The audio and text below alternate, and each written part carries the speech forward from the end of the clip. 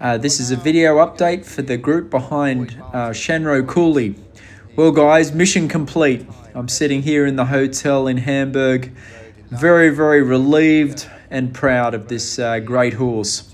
Obviously getting a horse all the way to the 5-star level is a huge accomplishment, and you never know if you got a 5-star horse until you get across the finishing line. And today I was so happy with how Dallas did over the last couple of days.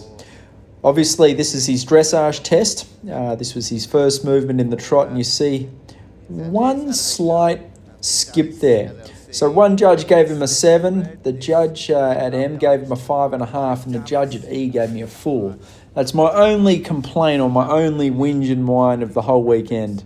I don't know what the judge on the side was thinking. 4, bloody hell.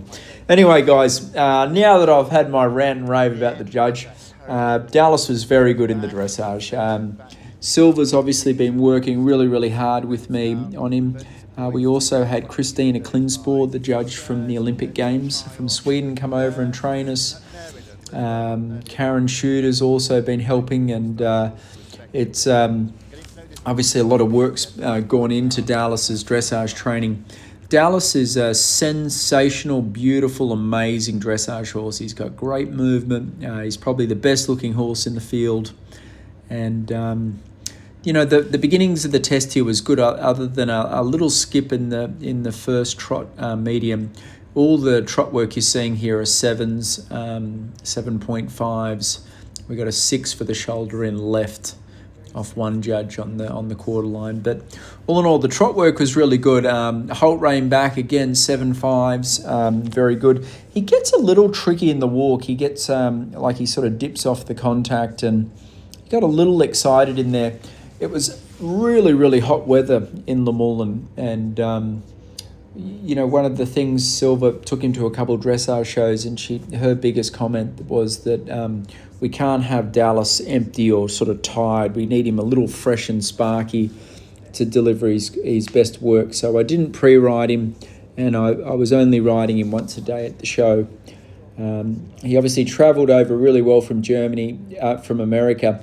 Steph flew with him, and he had basically a rest day when he first arrived, and then Steph hacked him for a day, and then I arrived and got working on him. On Monday, I met up with Peter Wild in Germany, and we just gave him a light jump school. I think I sent you a video of it.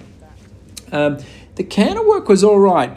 It wasn't perfect, but it's getting better. So I just want to admire this first flying change. So obviously the flying change has been a big challenge with Dallas, and this first one, which I find easier, Silver finds the other one easier, right to left, and then we get a clean change there, which was great. Now, it was still not quite soft and through, yada, so we still don't get, what do we get here? I'm looking at the sheet here. The first flying change was 666. So anyway, late flying changes are 4, and that one was a 6, so that was good. And then this is the one I find a little harder. I think we got this one together behind, so it's nearly clean. His hind leg sort of jumped at the same time. And again, not a terrible score, not a great score yet, but it's getting there. Then the judges went up again for the for the half pass. I thought they were good, and stretching circle, and then our final 2 flying change. Our first was good, and the second one was not so good. So anyway, we ended up on a score of 34 or 35 it was. For his first 5-star, it's not bad, 35. But this time next year, we'll have him in the 20s, I promise. He's a horse that once we do a clean test, a mistake-free test, this horse will be one of the leaders in the dressage. This is a 3rd flying change, which was clean. Good boy. And then this last flying change was a disaster. I let him get a little long here. So we were in 11th place. Obviously, with this 5-star level, this is a 11-minute cross-country course, 38 jumps, and I got to say, I had a couple of sleepless nights coming into it, thinking, oh God, Boyd, what have you done? The night before the cross country, I sort of was up all night and looked at his record, and I looked through all of Liz's results and my results. He's never had a run out or a stop. He's had a couple of falls, but he's never had a run off. So I said to myself, all right, this horse, he loves to jump, and he wants to go clear. So I sat back in the tent. Peter was a great help, and so was Leslie and Karen, course walking, and we watched the early horses go. And you know, I saw how the course was riding, and my plan was to set off just a little easy on him. Obviously, we measured the course and know where the minute markers were. This was the third minute. My plan was to set off, just let him stay within himself. Don't redline him, just let him sort of coast along. And I was impressed that even though I wasn't pushing him hard, we were still on our minute markers. This was a challenging course. This was the first real hard part of the course. We're about halfway around here, about 5 minutes, and he did this foot perfect. And I watched a lot of horse fumble and trip and hesitate, and there was a lot of run-outs at that waterline, and he was brilliant. And he's a very, very good cross-country horse. Like I said, he's very, very brave. He's beautifully trained, obviously, with all the work that Liz has done on him and the sort of team, the partnership that I've got with him. And there's no in his vocabulary. He's a great, great horse. I felt like he was really traveling the track well, and he was reading all the jumps. There was definitely a feeling I felt with him going, holy hell, this is a little bit bigger and a little bit more, challenging and intense than what we're used to. But this horse has got a heart of gold. We're about the 7 minute marker here, so we're sort of past the distance in which we would do a full short. So this is the next 4 minutes is a little bit uncharted territory for Dallas. Well, he's sort of gone 10 minutes with Liz once and me once last year at Morven. And this is where I realised that this horse is such a champion. He was starting to get a little tired, and I was pushing him on, and he was responding really, really well. Remember, one of the reasons why we selected Luhmuhlen as his first 5-star, it was a track that really suited Dallas. It was a flat course. It was a little bit twisty and turny, so it sort of took a bit of wind out of his sails. This was the last hard combination.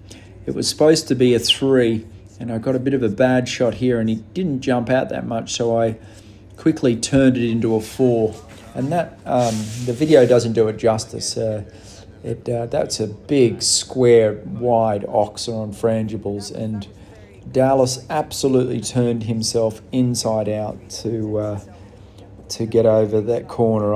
I got so much admiration with this horse when he's tired and a little bit empty, and he just hold on, and over he went.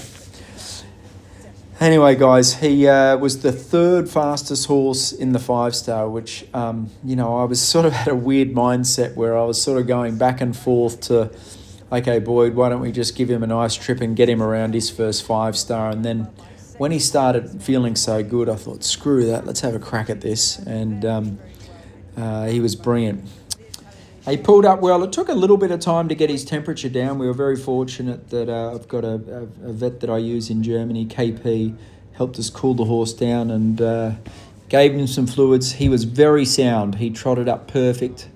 Gave Chris a call. His legs were a little bit puffy after his first icing, but then we gave him another icing and all the inflammation sucked out of them, and he recovered well, and I was very, very impressed with just his demeanour on Sunday morning. Like he went to the stables early with Steph, and his ears were pricked. He was sort of neighing at us, and we gave him a few treats. And a lot of the horses are quite sour or a bit tired and stiff after the cross country, and he was up on his toes.